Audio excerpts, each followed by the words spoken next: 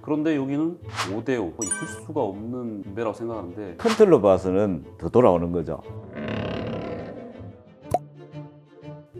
그런 혁신적인 생각들이 뭐 뚝 떨어진 건 아니었을 테고 당시에 모든 관례가 8대2, 7대3 정말 지금 생각하면 뭐 불공평의 극치인데 그때는 그것이 상식이었을 거란 말이죠. 예.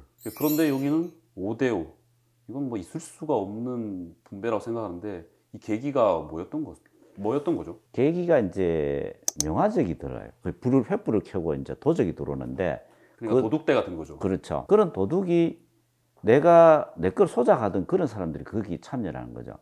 명화적이라면 불을 밝혀오면 얼굴이 다 보이지 않습니까? 네. 얼굴을 보여줄 만큼 해서 주인집에 도둑질을 하러 오는 거죠. 자신들은 나름대로 도덕적으로 뭐 자신감 있다. 그렇죠. 얼마만큼 어려웠기 때문에 명분이 그래서 있다 이런 얘기죠. 그 부분을 이제 최국선 때 느끼는 거죠. 그래서 그걸 이제 바뀌는 계기가 되는데 최부잣집도 처음에는 뭐 남들 집하고 똑같이 생활 안 했겠습니까? 그렇죠. 7대3도 했을 수 있고. 그게 상식이었으니까. 그래 오다가 바뀐 계기가 이제 너무나 서민들 어려운 환경 한번 알게 되는 거죠. 그 다음에 이제 이게 우리도 5대5라는 게 이제 근대들은 요즘 시절에 알고 있는 거지만은 시대적으로 쭉 변화되는 어떤 기록들이 있어요. 최부잣집에. 가을에 추수를 하지 않습니까? 추수에는 기록을 이제 다 해놨습니다. 그러니까 이제 그 기록들에 보면은 정확하게 5대5로 딱 잘라놓은 것보다는 다른 지주들이 갖고 있는 추수기가 있잖아요. 네. 그 비교해보면 최부잣집은 상당히 많은 양을 소작인들한테 줬는 걸로. 그거는 그때 당시 기록들이 그대로 증명을 해주거든요. 한편을 보면 제가 우리 기록을 보고 좀 우려를 했습니다. 우리는 늘 5대5 했는데 5대5 아니면 어떡하지? 근데 그래서 그 추수기를 학자들한테 줬는데 그 학자들이 보고 아 맞다. 그럼 논문 발표도 하시고 학자분들이 사실 추수기 그 자체로도 참 그 어디와도 비교할 수 없는 양의 그런 기록이 있지 않습니까? 그렇죠. 참 그거 자체가 굉장히 놀라운 일이라고 생각합니다. 그 역사를 연구하는 사람으로서 사료가 이게 1차 사료가 당사자들이 기록한 이 사료가 이렇게 많다라는 게 학문적인 가치로도 엄청난데 그것이 이제 최부자가 어떤 일을 했는지 정확하게 증명하는 자료가 되니 경주 사람으로서 좀 자랑스럽습니다. 그 최부자의 정신의 기본은 그냥 선한 마음이라고 저는 생각이 듭니다. 그러니까 참 선한 사람이 이렇게 복을 받았나 하는 생각이 드는데 물론 뭐 끝에는 좀 달라졌습니다만 항상 생각하는 것이 더불어 잘 살기.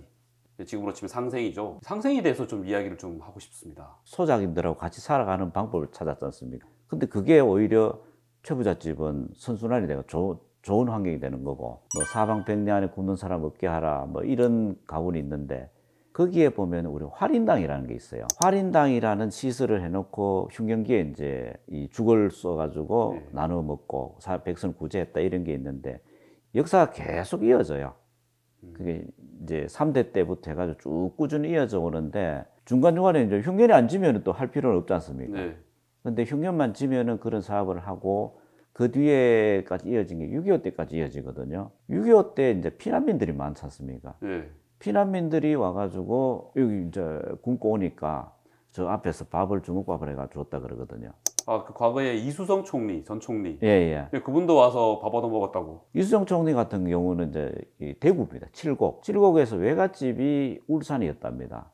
형제가 오형제가 형제 많으신데 형제를 데리고 걸어서 대구에서 그리면 상당히 멀지 않습니까? 걸어서 외갓집까지 피난을 가시는데 최부잣집에 들러가지고 밥을 잘 먹고 여기 왔을 때 벌써 초죽음이 된 거죠. 죽을 징이 됐는데 최부잣집 밥을 얻어먹고 울산까지 무사히 피난을 갔다. 그분 말씀에 그걸 하시더라고요. 그러니까 이제 6.25 때까지 우리가 최부잣집에서 그런 나눔의 어떤 부분들 계속 실천했다는 거죠. 육훈 중에 보면 만석 이상의 재산을 늘리지 마라. 흉년기엔 땅을 사지 마라. 이것도 상생이라고 할 수 있지 않습니까? 그렇죠. 상생이 이제 여러 가지 폭은 있겠지만 상당히 어려운 걸 이용하면 안 되지 않습니까? 같이 살아가야 되는데. 흉년기에 땅을 사버리면은 그 제일 약점이지 않습니까? 농민들이 제일 약점이 흉년기인데. 사실 자본시장에서는 그때가 제일 혹이죠. 그렇죠. 투자를 해야 될 때죠. 기업가 정신이 좀 떨어진 것 같습니다. 그게 이제 큰 틀로 봐서는 더 돌아오는 거죠. 그래서 만석 이상을 늘리지 않으니 소작인들한테는 더 많은 것이 돌아가고 그리고 소작인들은 최부자가 땅을 사면 살수록 자기들 또 부자가 되는 느낌이 되는 거죠. 최부자가 부자가 되어야 자기들도 부자가 된다. 그럼 이제 어디에 좋은 논이 있잖아요. 네. 좋은 논이 있으면 그 논을 최부잣집에 와가지고 또 소개를 해준단 말이에요. 그 최부잣집은 좋은 논이 오니까 또 좋죠. 그럼 이 논은 또 소장이, 그 소개한 소장인한테 소작권을 주는 거죠.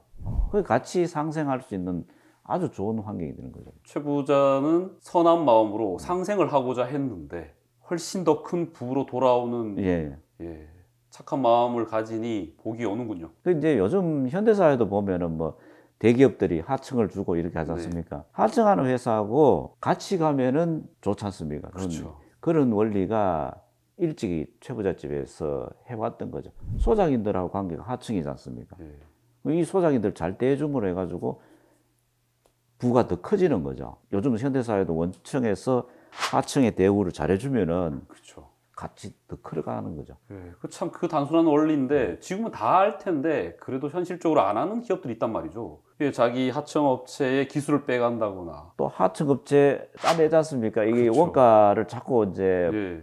줄여가지고 예, 프랜차이즈 같으면 가맹점을 뭐 더 못 살게 군다거나. 예.